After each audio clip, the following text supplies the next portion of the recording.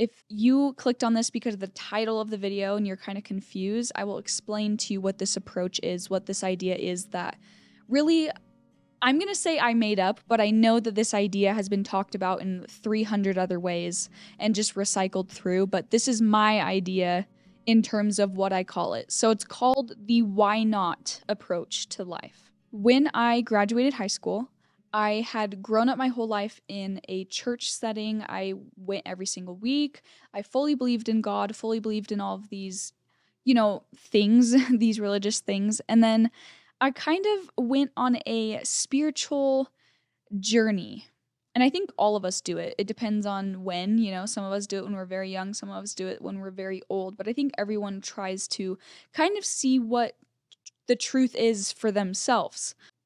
People come and they tell you what they believe when you're young, and your parents tell you what you should believe and what they believe, and it's all great and dandy, but at the end of the day, what do you believe? A few years went by, I got married, and I moved away.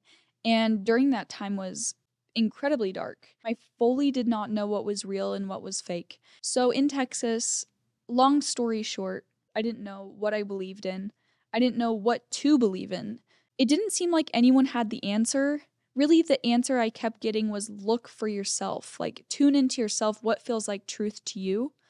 And during that time, there were bits and pieces that felt like truth to me. And slowly but surely, there were little miracles and little things that happened in my life that I'm incredibly grateful for, to just show like the magic of the universe, God, source, all of these things. And I know we're getting very spiritual here. We're talking a lot about religion, but this has to do with anything in life. So just stick around. I promise it will make sense. All of these limiting beliefs were hitting me so hard.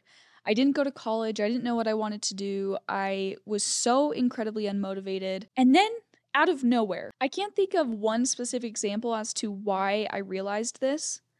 I realized that I had a choice in this life. And the choice was, do I believe that there's a God?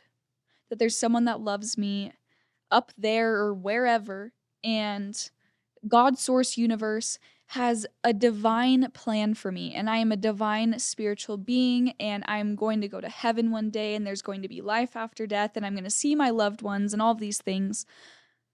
Or there's nothing. We cease to exist. And that's really where a lot of like existential like dread and like anxiety attacks happened for me. But yeah, we cease to exist. Nothing is there helping me. It's all by chance. It's all by coincidence. And there's no divine purpose. You really just can do anything in this life, and it doesn't really matter. Okay? There's the two choices in terms of spirituality, but let's flip this to your career. Here's another great example. Over here, you can believe that everything is going to work out for you. You can believe that you have a purpose that you're fulfilling and you're just the best at what you're doing. On the flip side, you can believe that the people that are rich are just lucky, and the people that are rich are just bad people. So why would I want to do that anyways? Why would I want to be that? I don't know. What's more limiting beliefs? Like, I don't have what they have, therefore I can never do X, Y, Z. I can never be this successful person. Okay. So the why not approach, right? I think you get where I'm going. If I have these two choices, and one is positive and divine and spiritual and really just fill up your cup, and at least it feels that way to me. If I have that choice to believe in that thing, or the other choice is everything's by luck or coincidence, and nothing's really like pushing you forward to something amazing. Why not?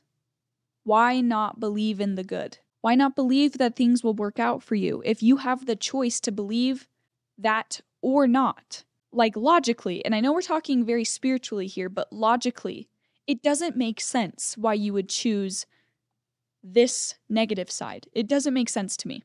And I'm going to be fully honest here. In my depths, I just sat there and I'm like, okay, if I can choose, why not choose? Why not choose the good? It really didn't make sense to me to choose the bad. I feel like people that look at people that believe in God or believe that things will work out for them, believe that they're just delusional. They don't understand the world, or nothing bad has ever happened to them. So of course they believe in God, or of course they believe things are going to work out because they've never had a business fail or they've never had anything. But I feel like the people that have the most faith in themselves, in God, in anything, have had the worst things happen to them and then come around and still chose to believe in the good because they know the other side and their eyes are both open now to the other side. And that other side is not fun and it is not happy and it is not fulfilling. And that is exactly how I view myself. Like, and I talked about this on another podcast that's coming out with Colby Wright, Professor Wright from BYU. He talks about this circle that everyone goes in. And again, I'm talking in terms of spirituality, but it literally can be in terms of anything. You first start in this religion. Get to kind of to the top of the circle and you're like, wait, things aren't making sense. People were bad to me even though they believed in God. All these things, it doesn't make sense. So therefore I'm going to go completely away from religion. Completely away from it. I'm not going to believe in it. And then you realize the other side of that. You realize that you have no community. You have no purpose. You have no anything. And there really is a hole. And I've felt this hole. And then you come back to the new spiritual wave. Like, okay, I'm not going to go to a specific church or specific congregation of people that's named something, but I'm going to be more spiritual. So what do? Which is exactly what I do. I went to nature. I read, I journaled, I sat with myself, I meditated, I did all of these things. And yes, that's very spiritual.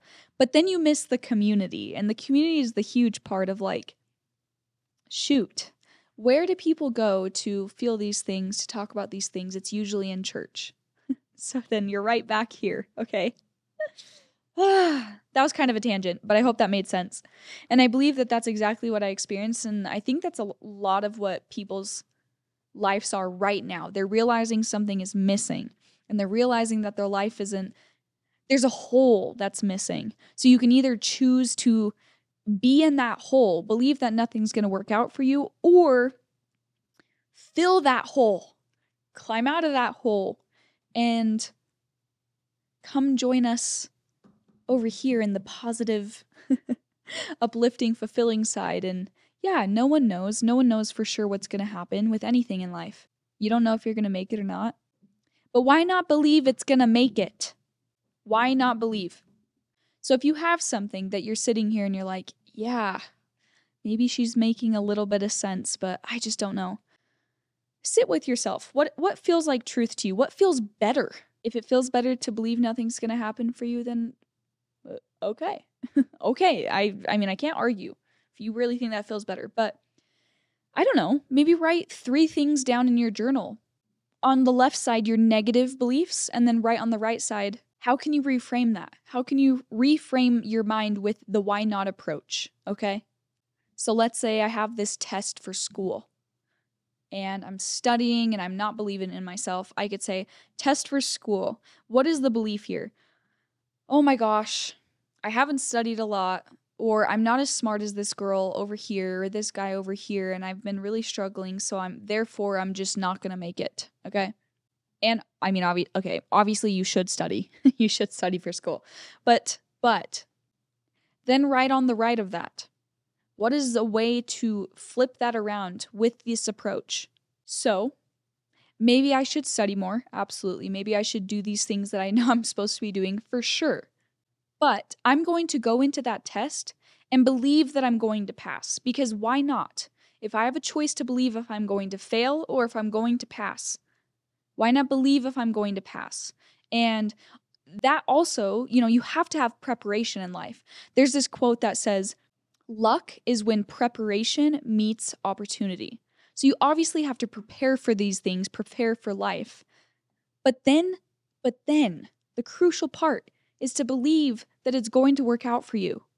And I feel like a lot of these like business podcasts and all these things just talk about the preparation.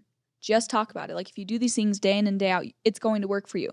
And yes, I fully believe that. But it's like, can't you spice that up a little? Can't you make that a little more fun, a little more exciting? And like hype yourself up a little bit. Believe in the good, believe in it. Yeah.